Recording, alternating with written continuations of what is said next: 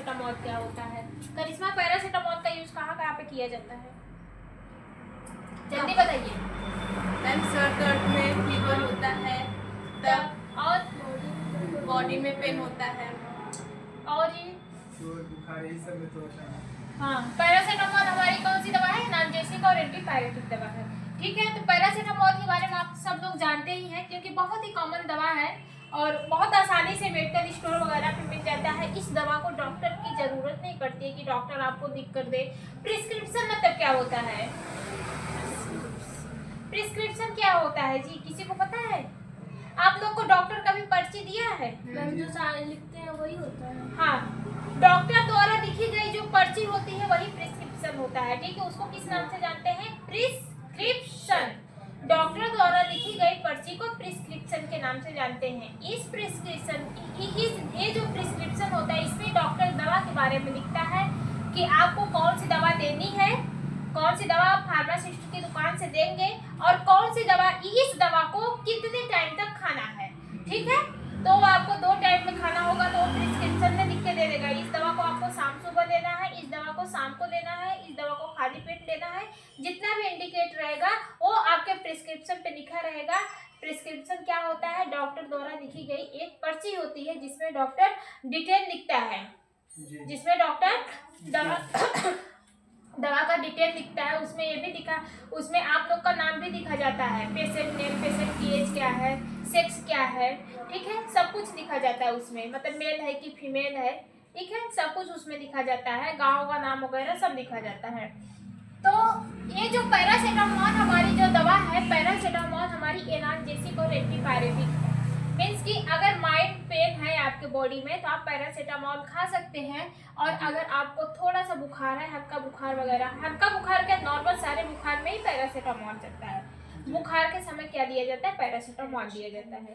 ठीक है, पर एनाल्जेसिक इसलिए बोले क्योंकि एक पेन को खत्म करता है, तो पेन को खत्म करने वाली जितनी भी दवा होती है वो हमारी एनाल्जेसिक कहलाती है। और जो फीवर को जो खत्म करती है वो दवा हमारी एंटीपायरेटिक कहलाती है। ठीक है, पायरेटिक मतलब होता है बुखार, उसके अगेंस्ट अगर कोई दवा काम करेगी तो वो आपकी कौन सी आती है कि एंटीपायरेटिक दवा। बात समझ में आ रहा है कि नहीं आ रहा है? तो देखते हैं पैरासीटामोल को क्या होता है। देखिए, पैरासीटामोल हमारी जो है ये हमारी ओवर द काउंटर मेडिसिन है। ओवर द काउंटर मेडिसिन मतलब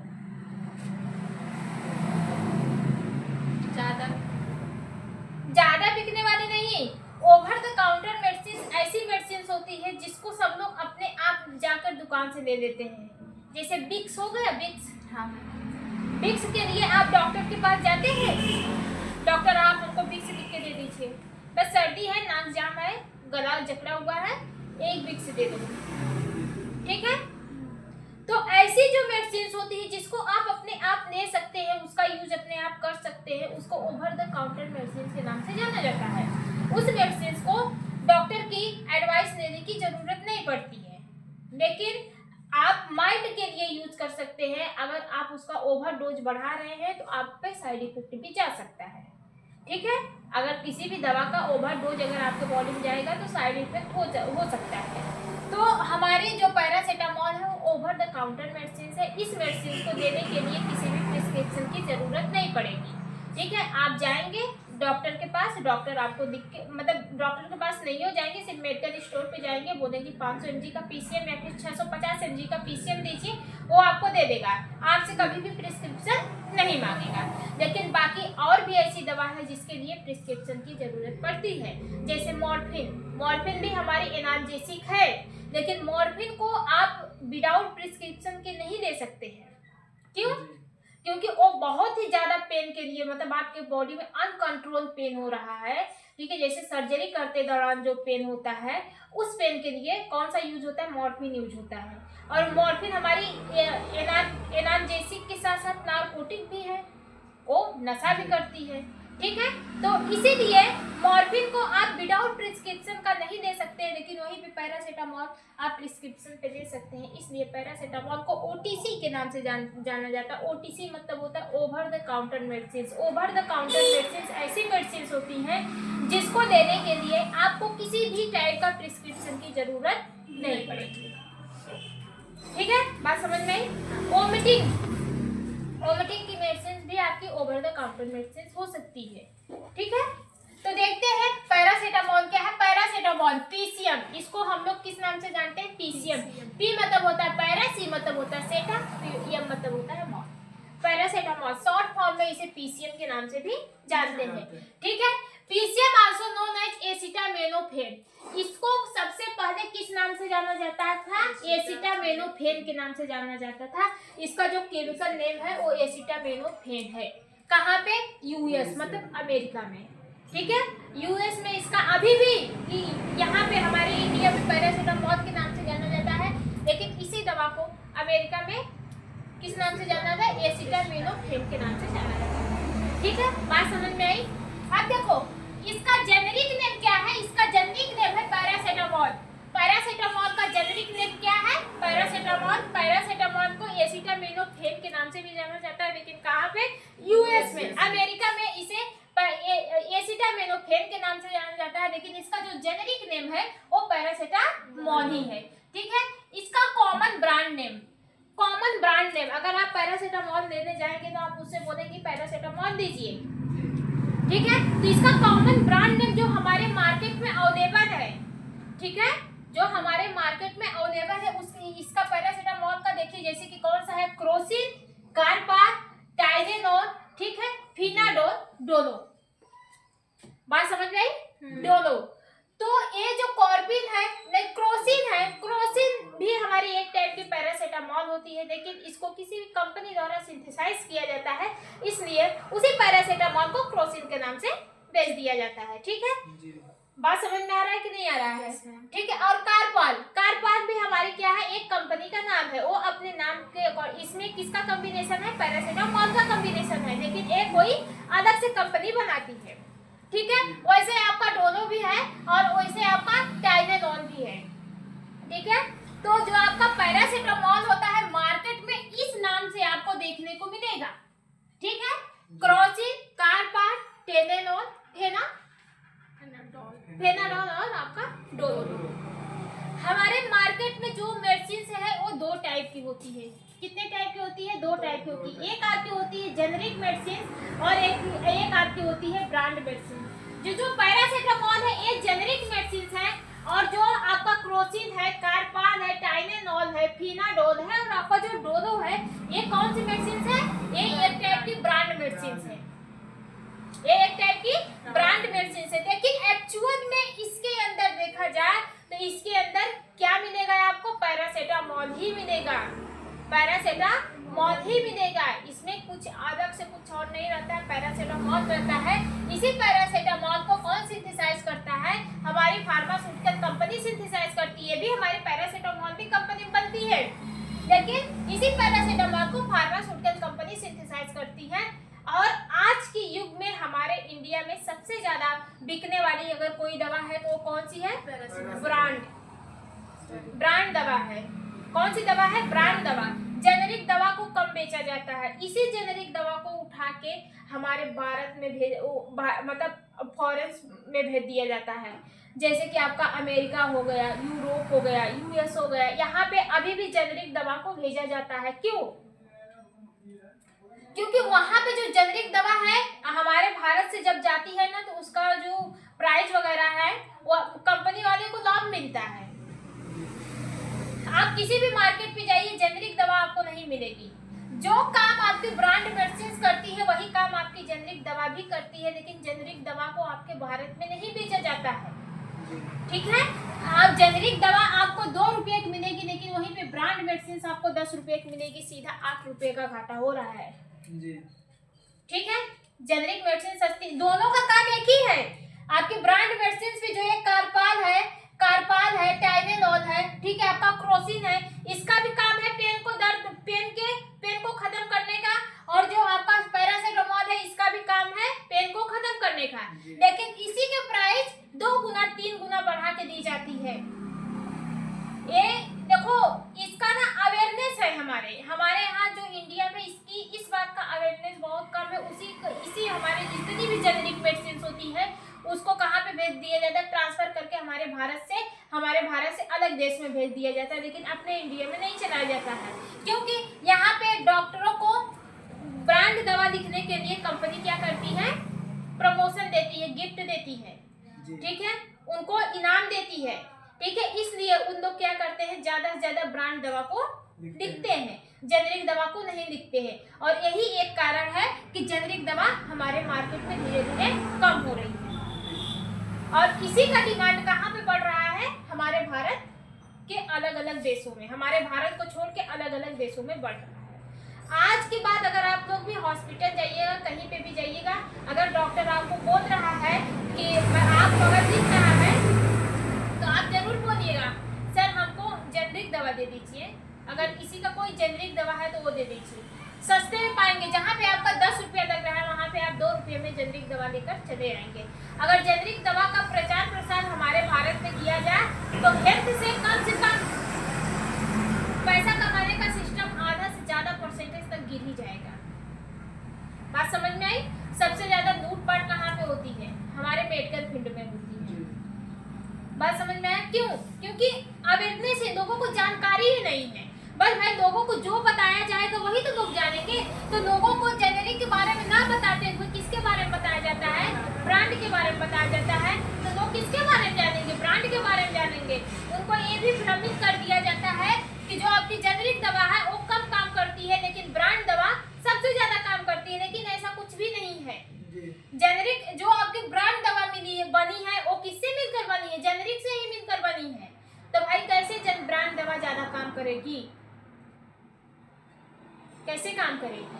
बस कंपनी को कमीशन खाना है, डॉक्टर को कमीशन खाना है और कंपनी को कमीशन देना है। तो उसी के अकॉर्डिंग ये सिस्टम चल रहा है, और मतलब ये बंद हो जाए तो बेटर है। क्योंकि देखो हमारे इंडिया में बहुत से अमीर हैं, तो बहुत से अगर 4-5 अमीर हैं तो 20 तो गरीब आपको जरूर मिलेंगे, ठीक है। इसी दवा की वजह से सब लोग मर भी जाते हैं, कितने लोग की मौत होती है, क्यों?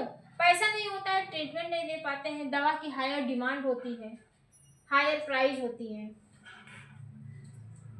तो ठीक है, ऐसी बातें होती है। तो इसका कॉमन यूजेस क्लासेस की बात करें तो जो हमारा पैरासीटामोल होता है वो एक टाइप के एनाल्जेसिक है। एनाल्जेसिक मतलब ऐसी दवा जो हमारे बॉडी से पेन को खत्म करे, ऐसी दवा को एनाल्जेसिक के नाम से जानते हैं, ठीक है। ये एक टाइप की पेन रिलीविंग दवा है और यह एंटीपायरेटिक है, मीन्स कि आपकी बॉडी से बुखार को भी कम करेगी, बॉडी के टेम्परेचर को भी मेंटेन करने का काम करेगी। बात समझ में आया?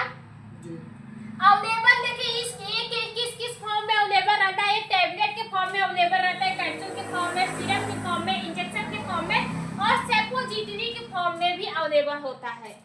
सपोजिटरी के फॉर्म में भी अवेलेबल होता है। सपोजिटरी एक टाइप की हमारी मेडिकल होती है, मेडिसिन होती है।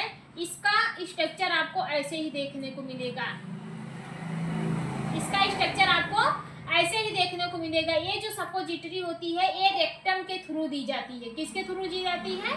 रेक्टम के थ्रू दी जाती है।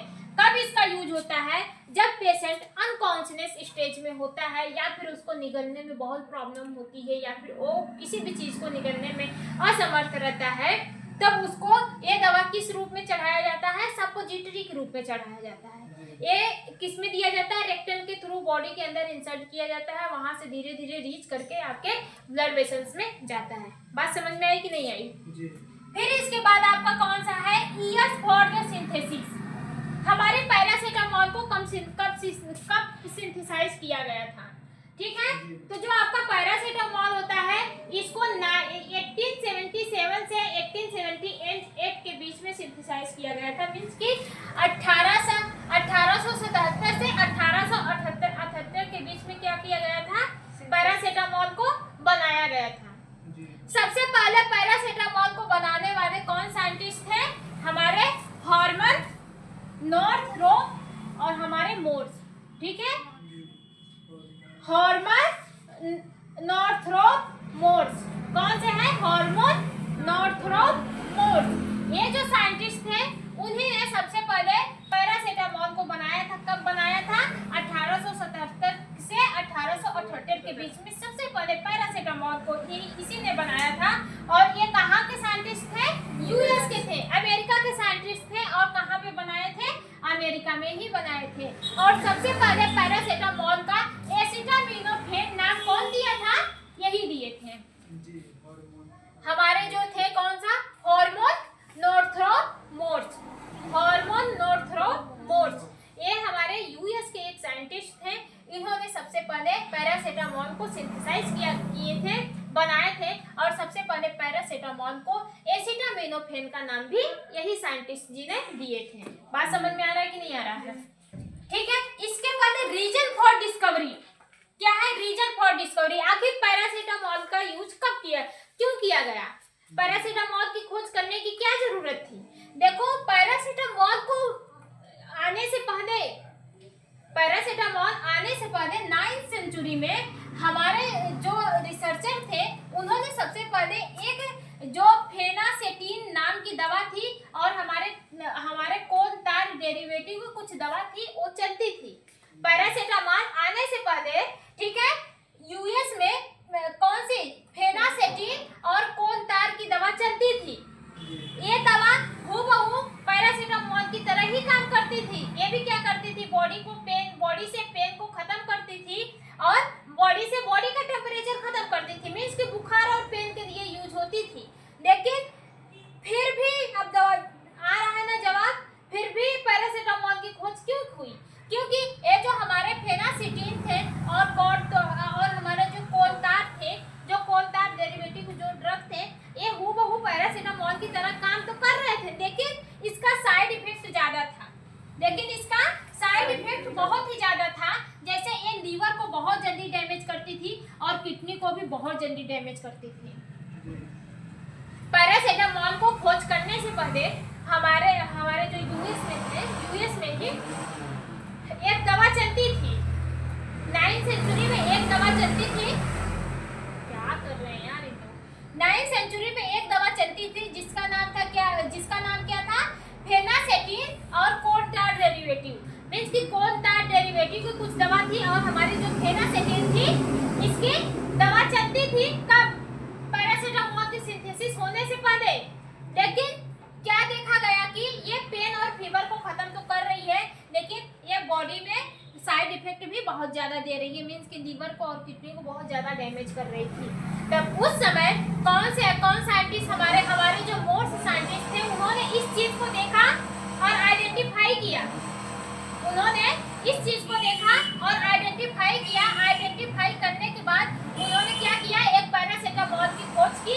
पैरासीटामोल जो होता है वो भी पेन और फीवर को कम करता था, लेकिन वो सेफ माना गया था। किसकी तरह? मतलब फेनासेटिन और कोन तार के कंपेयर से वो सेफ मानी गई। मींस कि उसका ज्यादा साइड इफेक्ट नहीं था। उसका साइड इफेक्ट जब आप उस दवा को ओवरडोज में लेंगे तभी आपको साइड इफेक्ट होगा, नहीं तो अन्यथा उस दवा का साइड इफेक्ट नहीं होता है। बहुत कम ही होता है। ठीक है, बात समझ में आई कि नहीं आई? जो मोर्स थे उन्होंने सिंथेसाइज किया था पीसीएन को create a safe analgesic and antipyretic. उन्होंने पीसीएन का सिंथेसाइज किया था एकदम सेफ में, मतलब कि एकदम सुरक्षित तरीके से उन्होंने पीसीएन को बनाया था। किसके लिए? माइल्ड पेन के लिए और माइल्ड फीवर के लिए। ठीक है, बात समझ में आई?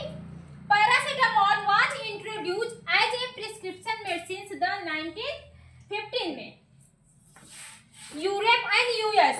सबसे पहले पैरासीटामोल को प्रिस्क्रिप्शन मेडिसिन के रूप में कब माना गया था? 1950 में, मतलब 1950 में सबसे पहले।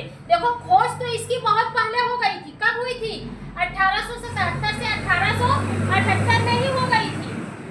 इस पैरासीटामोल की खोज 1877 से 1878 के बीच में ही हो गई थी। लेकिन इसका क्या है कि इसको जो प्रिस्क्रिप्शन मेडिसिन मतलब यूज बहुत देर बाद हुआ था। पहले तो यूज हुआ था, सबसे पहले पैरासीटामोल को बनाया गया था, लेकिन 1878 में ही कहाँ पे गया यार? 1800 नहीं, यहाँ पे देखो, 1887 में जो हमारे चार्ल्स फ्रेडरिक गेरहार्ड थे, उन्होंने पहली बार क्या किया था? 1887 में इस मेडिसिन को पेशेंट के ऊपर यूज किया था। 1887 में जो हमारे चार्ल्स फ्रेडरिक गेरहार्ड डॉक्टर्स थे उन्होंने सबसे पहले इस मेडिसिन को 1887 में पेशेंट के ऊपर यूज किए थे। जब यूज किए थे तब जाके इन्होंने क्या किया था, फिर एक कौन आए थे, जोफेर थे, जोफेर वान मेरिंग थे। इन्होंने 1893 मतलब 1893 में क्या किया था, इस मेडिसिन को प्रकाशित होने के लिए फेंक किया था। मींस कि इस मेडिसिन पे पैरासीटामोल पे एक एप्लीकेशन दिया, उस एप्लीकेशन को प्रकाशित होने के लिए भेज दिया था। बात समझ में आया कि नहीं? सबसे पहले कौन पैरासीटामोल को किसने बनाया? हमारा मोर्स ने बनाया था, हार्मोन नॉर्थरोप मोर्स ने बनाया था। और हमारे जो चार्ल्स फ्रेडरिक थे उन्होंने सबसे पहले उसी पैरासीटामोल को पेशेंट के ऊपर यूज किया था। ठीक है, फिर जो हमारे जोसेफ ने 1893 में उस मेडिसिन को प्रकाशित होने के लिए फेंक दिए थे। ठीक है, फिर उस मेडिसिन को सबसे पहले भारत में कब लॉन्च किया गया था, पैरासीटामोल को उसका आइडेंटिफाई हुआ। ठीक है, उस मेडिसिन को पूरी तरह से आइडेंटिफाई किया गया, देखा गया उसका साइड इफेक्ट कितना है, वो इफेक्ट कितना दे रही है। ठीक है, वो बुखार को कितने हद तक कम कर रही है, वो भी बुखार को खत्म करने के लिए कितना टाइम दे रही है, सारे डिटेल को देखा गया। कब? ऐसे प्रकाशित जब वो भेजे थे तभी। ठीक है, जब वो भेजे थे प्रकाशित होने के लिए तभी उस दवा का आइडेंटिफाई हुआ था, इसकी पैरासीटामोल का आइडेंटिफाई हुआ था। फिर वो बहुत काफी देर बाद मतलब कि 1950 में ही क्या हुआ था, इस दवा को प्रिस्क्रिप्शन के रूप में यूरोप और यूएस मींस कि अमेरिका और यूएस में प्रिस्क्रिप्शन के रूप में यूज होता था। ठीक है, मतलब कि प्रिस्क्रिप्शन के रूप में जब डॉक्टर दिखे 1950 में जब डॉक्टर उस पैरासीटामोल को एक पर्ची पे लिख के दे तब जाके उस पैरासीटामोल का यूज होता था। बात समझ में आ रहा है कि नहीं आ रहा है? ठीक है, फिर इसके बाद बाय द 1960 से 1970 में पैरासीटामोल को ओवर द काउंटर के मेडिसिन के रूप में भी घोषित कर दिया गया। ठीक है, तब पैरासीटामोल को कोई भी व्यक्ति जाके ले सकता है और आज भी पैरासीटामोल को आम आदमी भी जाके ले सकते हैं। ठीक है, पैरासीटामोल को हर मेडिकल वाले रखते हैं और सब लोग देते हैं। बात समझ में आई? कब आई थी ओवर द काउंटर मेडिसिन में? 1960 से 1970 के बीच में आ गई थी। ठीक है, इसका यूज मेनली किसमें किया जाता है? जब ज्यादा पेन होता है फीवर के साथ तब इसका यूज किया जाता है। पेन और फीवर में इसका यूज किया जाता है। ठीक है, इससे ज्यादा तो इसमें और इसका इन्फ्लेमेशन में नहीं यूज होता है। इन्फ्लेमेशन में ये कोई किसी भी टाइप का कोई भी रिस्पॉन्स नहीं देता है। इन्फ्लेमेशन क्या होता है? सूजन हो गया, रेडनेस हो गया।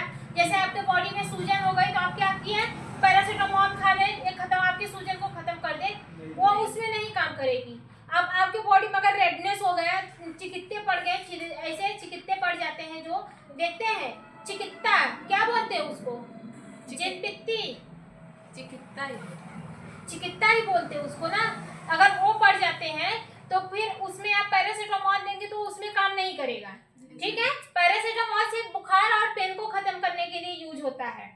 ठीक है, जैसे कि अगर आपके बॉडी में कहीं पे रेडनेस हो गई, क्या मजा है पैरासीटामोल मार दे दिए वो ठीक करते, तो नहीं करता है।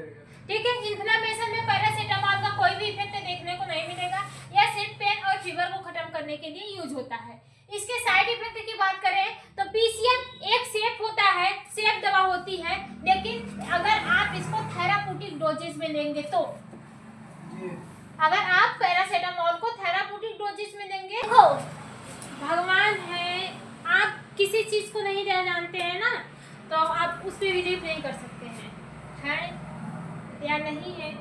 आप लोग स्टूडेंट हैं, इससे फर्क नहीं पड़ना चाहिए। अपने कर्म अच्छे रखिए, कर्म अच्छा रहेगा तो आपके लाइफ में सब अच्छा होगा। कर्म बुरे तो लोग कहते हैं ना मरने के बाद सब भुगतेंगे, ऐसा कुछ भी नहीं है। किया कराया सब यहीं पे रह जाता है, सब यहीं पे सब लोग भोग के जाते हैं। ठीक है, तो अपने कर्म को अच्छा रखिए, भगवान अच्छे करेंगे आपके साथ। कर्म ही पूजा है। ठीक है, तो चलो इस पे देखते हैं। और क्या बोली थी, व्रत न रहने पे आयु बढ़ जाती है, ऐसा कुछ भी नहीं है।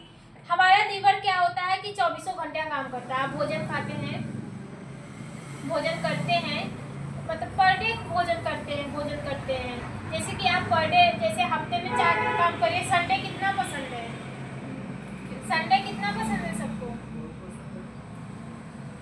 एथिलीन की तरह लीवर को भी समझ लीजिए, लीवर को भी रेस्ट करना बहुत पसंद है। उसको भी एक दिन की छुट्टी मिल जाती है तो रेस्ट करता है, तो रेस्ट लंग्स को करता अगर है। छुट्टी मिल गया तो हाँ, लंग्स को छुट्टी मिल गया तो लंग्स को मिला तो देता है, वो अच्छे से देता है, लंग्स अच्छे से देता है।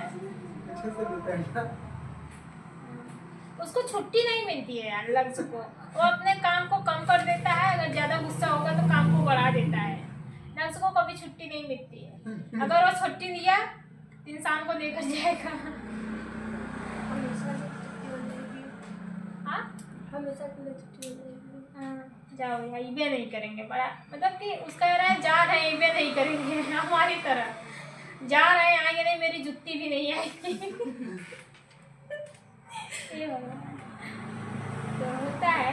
तो एक बार जैसे आपको छुट्टी मिल जाती है तो रिलैक्स फील होता है, वैसे लीवर को भी एक दिन ना खाना पीना मिले, ना काम करना पड़े तो उसको भी अच्छा लगता है। ऐसे देखा जाए तो हर तरीके से आप जितने भी विभाग हैं, हमारे जितने भी धर्म हैं, आप अलग अलग धर्म में हर घुसेंगे तो अलग अलग ही बात बताई जाएगी। ठीक है, तो कभी कभी आप इतने भी कंफ्यूज हो जाएंगे कि किस धर्म पे विश्वास करें, किस धर्म पे नहीं। तो जैसे हैं वैसे ना बहन, ये मान लीजिए कि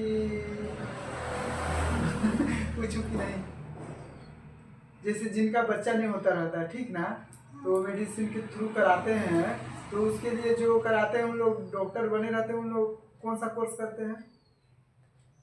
यही सब होता है, हाँ, यही सब होता होगा, इसी में से एक उठा के कर दिए होंगे, तो पता नहीं।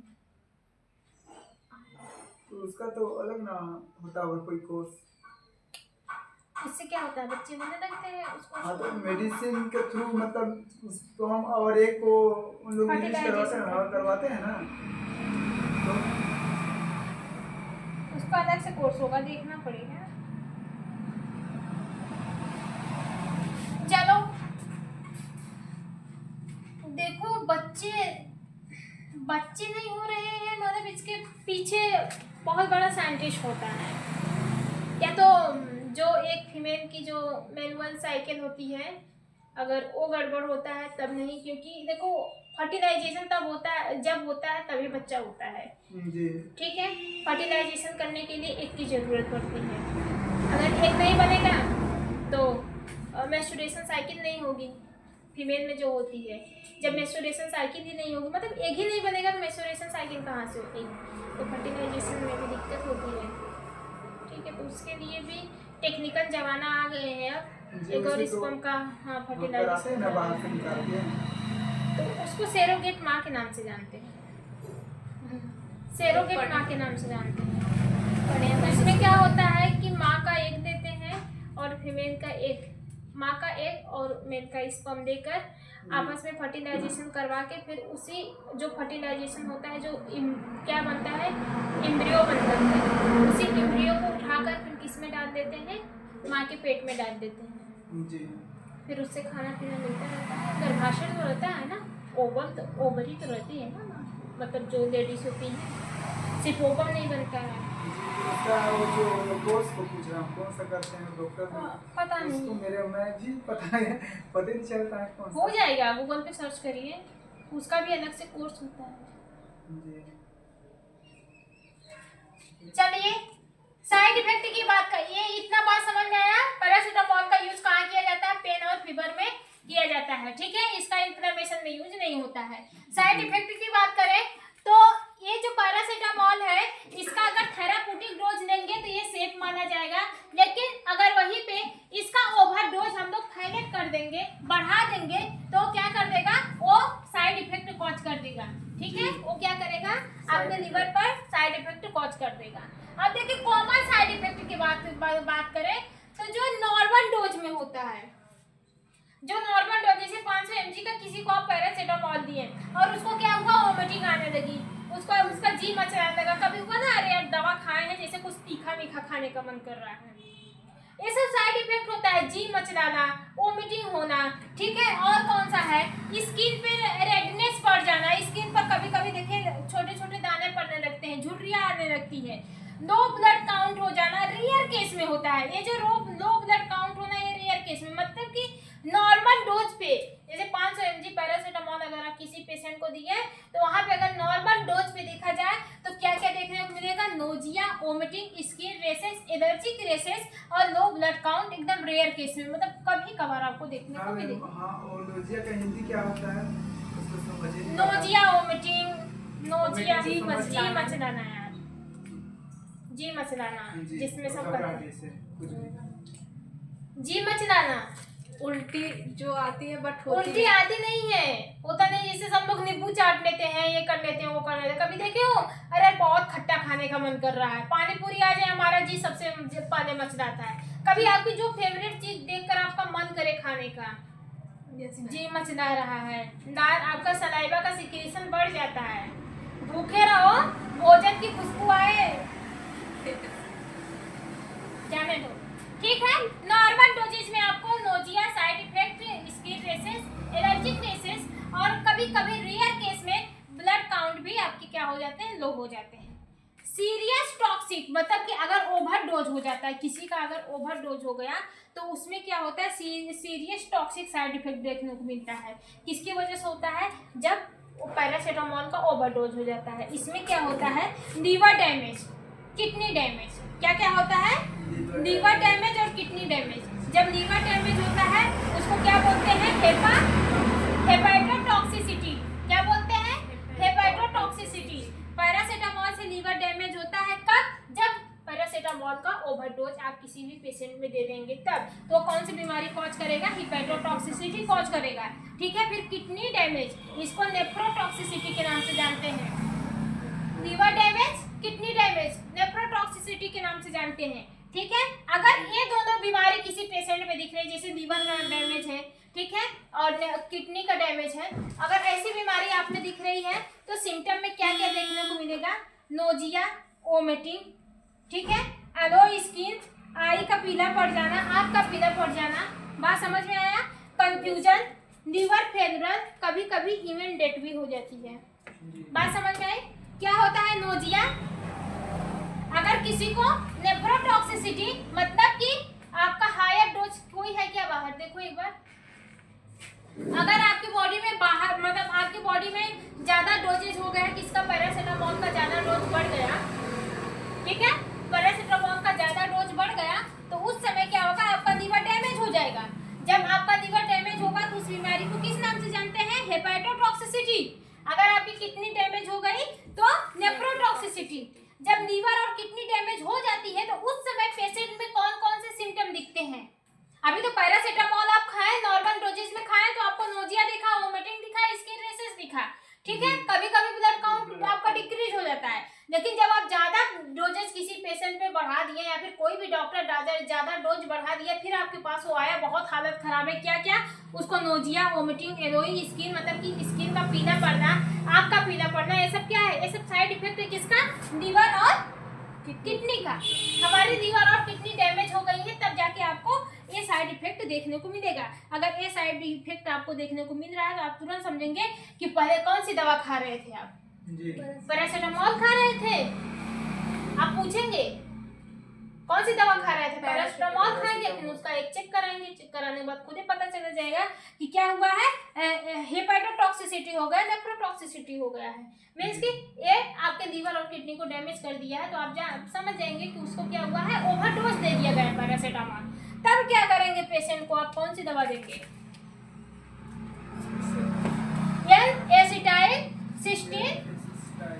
एसिटाइल-सिस्टीन नाम की एक टेबलेट आती है, आप पेशेंट को उठा के दे देंगे।